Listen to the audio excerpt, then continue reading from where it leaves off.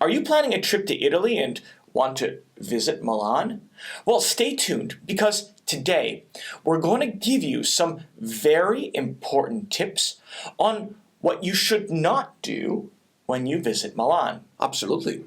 Andrea and I live in Italy and we visit Milan very often. At least once a month, Yeah. I would say, yeah. No, exactly. And we know the city very well. For this reason, we want to share our knowledge about Milan with you so that you can experience this amazing and cosmopolitan city like a local. Stay tuned.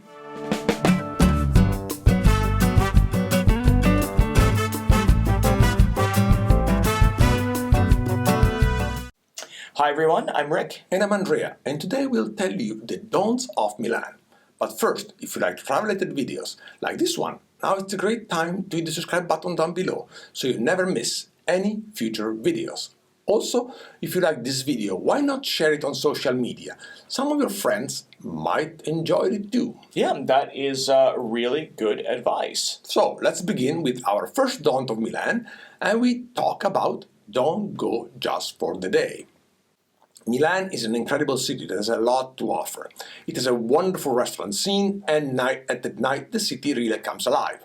So, also some of the attractions in Milan are quite far from each other, and it would be a bit of a challenge to see them all in one day. For this reason, we strongly recommend you to visit for at least one night, even better for 2 nights. Now, if you spend the night in Milan, you have to consider that hotels right in the historic city center can be quite pricey. For this reason, we recommend you to book hotels near the Milan Centrale train station or the Porta Venezia area.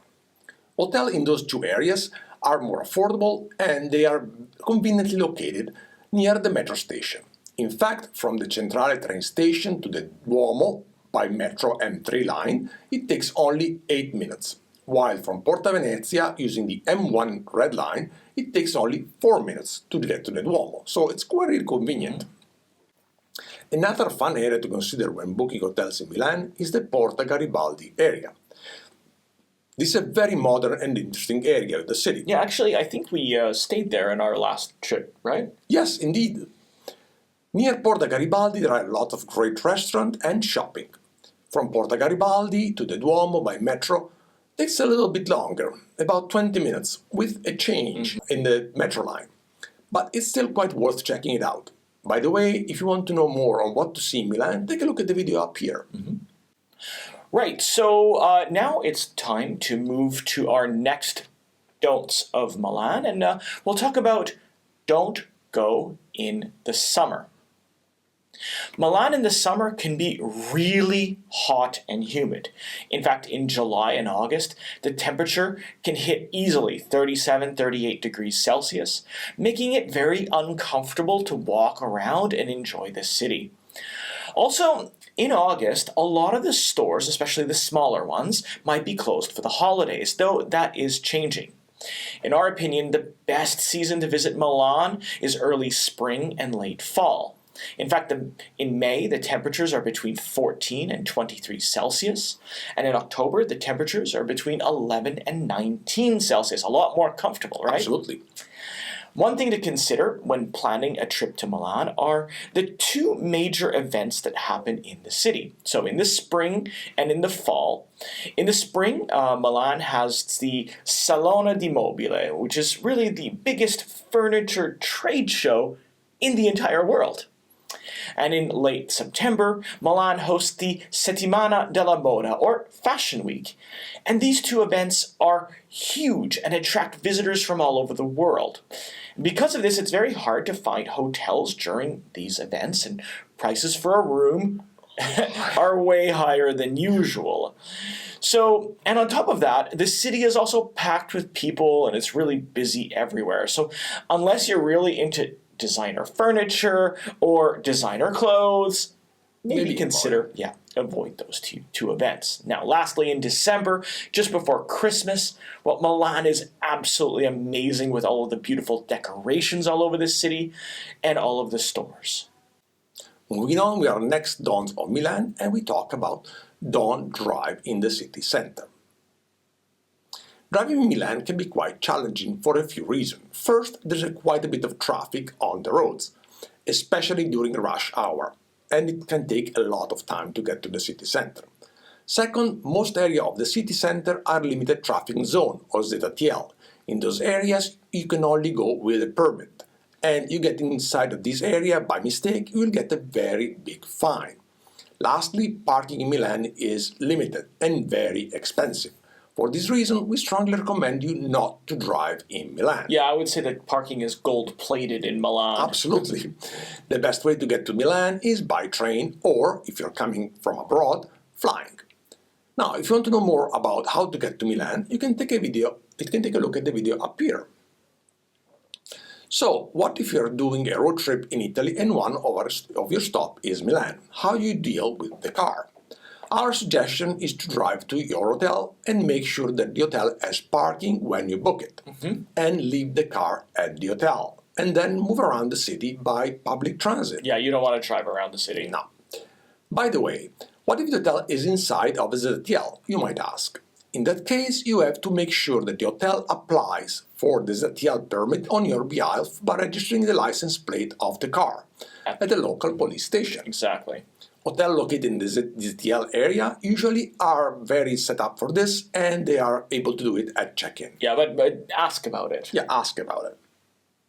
So let's explore our next don't of Milan, and we'll talk about don't think you're going to get a good deal on clothes or shoes in Milan. Now, everyone knows that Milan is one of the fashion capitals of the world. Walking in the fashion district in Milan around Via Monte Napoleone can be, well, an overwhelming experience. However, don't just assume that because the designer houses are located in Milan that you can buy those items cheaper than you could in your own country. Unfortunately, the prices for designer clothes, shoes, and bags are pretty much the same all over the world, and you won't be able to score any deals by shopping in Milan. However, you might have a better selection and, kind of like some bragging rights. You can say, hey, I bought those in Milan. You know that, Rick, right? Yeah. Now, around Milan, there's a couple of designer factory outlets that often have great deals on designer clothes or shoes, and you can scan this QR code or check the link in the description for more information. Moving on to our next don't of Milan, and we talk about don't forget to eat the local food. Yeah. Like any other Italian city, Milan has a great food tradition, and you won't have a full immersion in the city without trying the typical food of Milan. The two most typical dishes of Milan are the cotoletta alla milanese and the ossobuco with risotto. Okay, the cotoletta basically is a veal schnitzel, breaded and fried until extra crispy. It's usually served with roasted potatoes or fried potatoes. When visiting Milan, you should definitely try a cotoletta. My mouth is watering just think about it. The ossobuco with risotto is a veal shank that is braised for hours until super tender. It is usually served on top of risotto alla milanese or a creamy, fragrant saffron risotto. This is a dish that is more suited for the colder month, but is absolutely delicious and you should try it as well. Also, if you go to Milan around Christmas time, you have to try the typical panettone, a soft and pillowy bread cake with raisins, candied fruits, and almonds. Today, practically every bakery in Milan makes their own version of this artisanal panettone, and it's really worth trying it, absolutely, when you're visiting Milan around Christmas. Lastly, Milan is a very cosmopolitan city, and here we'll be able to find excellent food from all over the world. Authentic Chinese food in Milan Chinatown, or regional Italian food if you go around the city. So check it out. It's absolutely worth it. Right, so let's explore our next don't of Milan, and we'll talk about don't skip aperitivo in Milan. Absolutely, they invented it. Now, because you watch our channel, you know what aperitivo is, right? Yeah.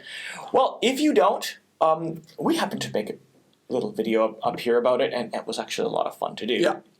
Now, when you're in Milan, you should absolutely go for aperitivo in some of the city's best spots. In fact, in Milan, they take aperitivo to the next level. For example, we had a fantastic experience having aperitivo while sailing down the Naviglio Canal in Milan. Yep.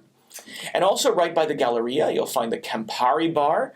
That's a historic place where you can try a typical Campari drink while enjoying some little people watching. Lastly, another wonderful spot for aperitivo in Milan is at the top floor of the Rinascente department store.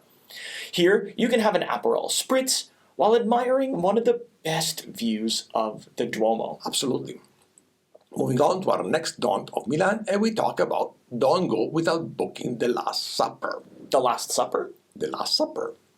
If you're visiting Milan, you should go and see the Leonardo Last Supper fresco. Yes. This is probably one of the most famous fresco in the world, and it's located in the Church of Santa Maria delle Grazie in Milan.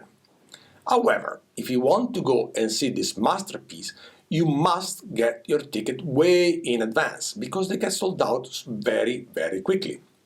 In fact, only a very small number of people are allowed in the room at one time, and for this reason tickets get sold out very quickly and they are in very high demand. You can buy the ticket using this QR code or by following the link in the description below. On the same note, we strongly recommend you buy all your attraction tickets in advance to avoid a long line at the ticket office for every attraction in Milan and in Italy, actually. And it would be just a big waste of time, hanging out in line. Okay, so let's explore our last don't of Milan, and don't skip a side trip to Lake Como. If you visit Milan for 2 days or more, you should absolutely take a beautiful side trip to the stunning Lake Como, because it's actually very close to the city.